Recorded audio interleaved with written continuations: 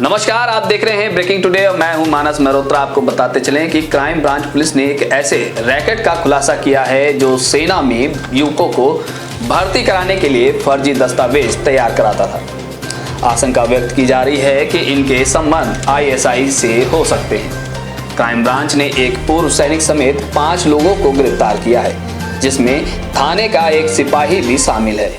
पकड़े गए लोगों के पास से बड़ी तादाद में सरकारी अधिकारियों की मोहरें और कई अन्य दस्तावेज बरामद हुए हैं। फिलहाल जिला पुलिस के साथ साथ सेना की इंटेलिजेंस, आईबी सहित दूसरी खुफिया एजेंसियां भी पकड़े गए लोगों से पूछताछ कर रही है।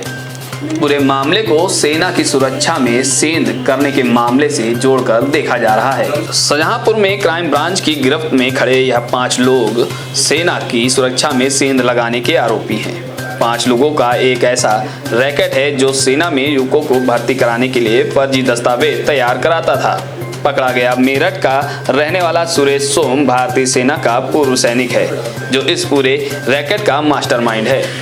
पुलिस अधिकारियों की माने तो खुफिया इनपुट के बाद पुलिस और क्राइम ब्रांच की टीम ने बंडा थाना क्षेत्र में एक मकान में छापेमारी की, जहां मौके से पूर्व सैनिक सुरेश सोम, हुकुम सिंह, परम सिंह, मुकेश कुमार और बंडा थाने का ही सिपाही मनवीर सिंह मौके पर पकड़े गए। मौके से पुलिस को बड़ी तादाद में पुलिस और प्रशासन के अफसरों की मोहरें बरामद हुई। इसके अलावा बड़ी तादाद में ऐसे दस्तावेज मिले हैं जो सेना में भर्ती करने के लिए युवाओं को बनाकर दिए जाते थे। ये एक बहुत बड़ा स्कैम है ये जो जिसका भंडाफोड़ हुआ है। ये आर्मी रिक्रूटमेंट से संबंधित है और इसमें जो कैंडिडेट्स थे जो सिलेक्ट हो गए वो अपने फर्जी नाम पते पर यहाँ जनपद शाहजहांपुर का, और इसके बाद ये भी मालूम चल रहा है कि इसमें बरेली, पीलीभीत, बदायूं, इन पतों पर अपना फर्जी अभिलेख बनाकर ये आर्मी में रिक्रूट हो गए। ये खुला यूँ कि जब इसकी वेरिफिकेशन आती है पुलिस में, once they are already selected, उसके बाद फिर फाइनल वेरिफिकेशन के लिए पुलिस के पास आता है। जब ये वेरिफिकेशन के लिए आया तो इसमें कुछ एक कैंडिडेट का पहले डाउट हुआ कि क्या है, कैसे है। तो उसके बाद जो पता उसने दिया था, ये लगा कि उस पर पता कराया जाए। तब तक हमारी एसओजी की टीम भी इस पर काम कर रही थी। तो उसको भी इनपुट मिला कि वहाँ थाना बंडा क्षेत्र में, बंडा कस्बे में ही एक कॉलोनी में एक मकान जिसका पता इन लोगों ने दिया है, वहाँ पे ये सारे लोग इकट्ठा हैं। वहाँ पे रेड हुई। रेड होने पे ये पकड़े गए।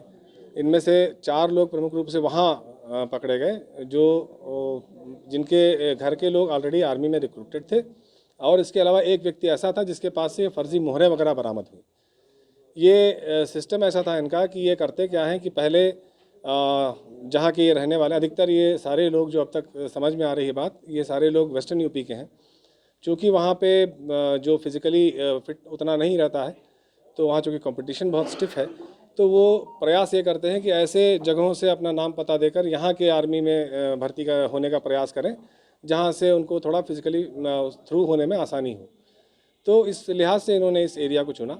इसके बाद फिर ये जब पहले बार फर्स्ट फेज़ में जब ये जाते हैं तो उस वक्त जो डॉक्यूमेंट वेरिफिकेशन होती है तो उसके सारे मोहर ये फर्जी लगवा लेते हैं, और इसमें एनीवेयर बिटवीन 1 लाख से लेके और 5-6 लाख तक की इनकी वो है।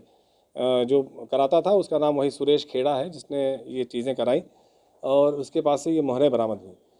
तो वो पहले ये करा देते हैं। कराने के बाद जब ये सब इनका मेडिकल तक का ठेका उनके पास रहता है कि जब वो थ्रू हो जाता है, ऐसे कैंडिडेट्स वो पहले चूज़ कर लेता है जो वो जानता है कि ये हो जाएंगे।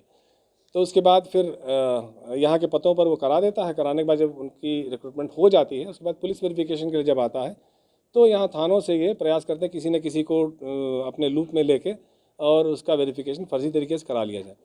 तो उसी सिलसिले में जब ये जानकारी हुई कि इसमें एक सिपाही है जो थाना बंडा पोस्टेड है, मनवीर नाम है उसका, उसको 52,000 रुपये दिए गए थे, जिसमें 42,000 रुपये कैश में दिए गए और 10,000 रुपये जीपे किए गए उसके भाई के नंबर पे।